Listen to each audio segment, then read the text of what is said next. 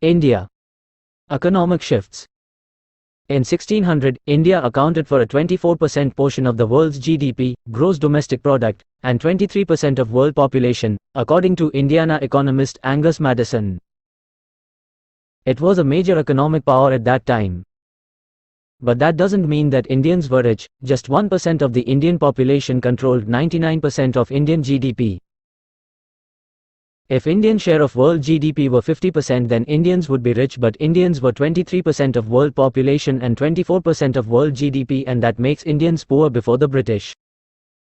The fault of Indians, not the fault of the British. By 1757, India's share of world GDP had declined by 1/4 to 16%. This decrease wasn't due to British influence, as the British East India Company administered only a small 2% portion of Indian land and 1% population.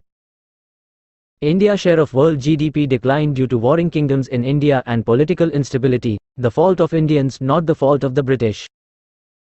By 1818, after the British East India Company gained majority control over Indian land and population, India's share of world GDP already had dropped further to 12%. This period saw a substantial decline in India's economic prominence. The fault of Indians, not the fault of the British.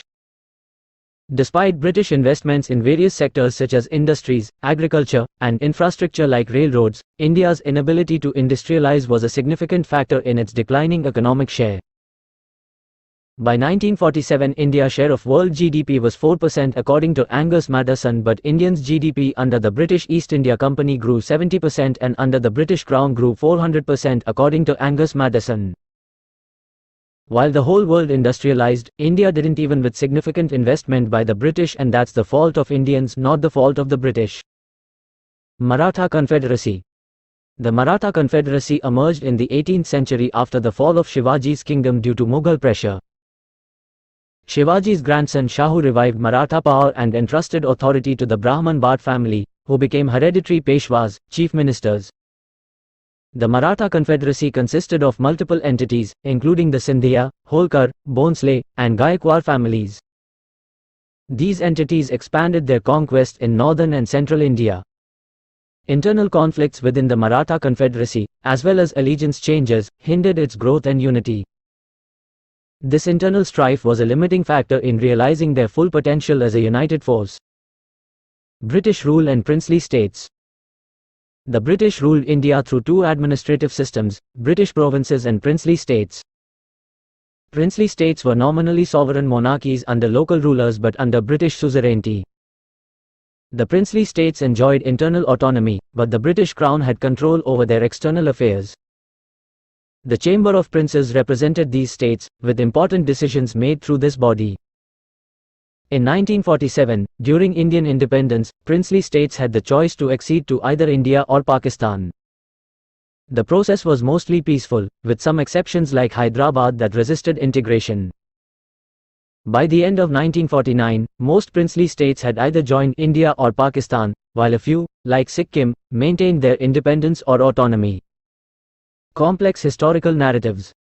The historical context you've provided highlights the intricate interplay between local dynamics and external influences.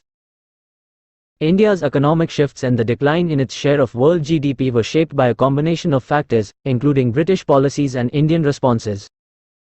The Maratha Confederacy's rise and fall showcase the challenges of maintaining unity in the face of internal divisions, even when presented as a powerful entity. The British administration of princely states demonstrates the dual nature of Indian governance during the colonial period, with varying degrees of autonomy granted to different regions. In 1947, at the time of partition, the British Crown administered 60% of the Indian population and 40% of the Indian population were ruled by Indian princely states, Indian kingdoms or Indian tribes. According to the Indian Sociological Society survey, 94% of Indians wanted the British to remain in India and wanted India to be part of the UK. The 1935 Government of India Act gave India more provincial rule and autonomy, and the British Parliament, including Winston Churchill, supported Dominion status for India just like Canada and Australia. In effect, including Indian provinces and Indian princely states, most of Indians were governed or ruled by Indians, not by the British.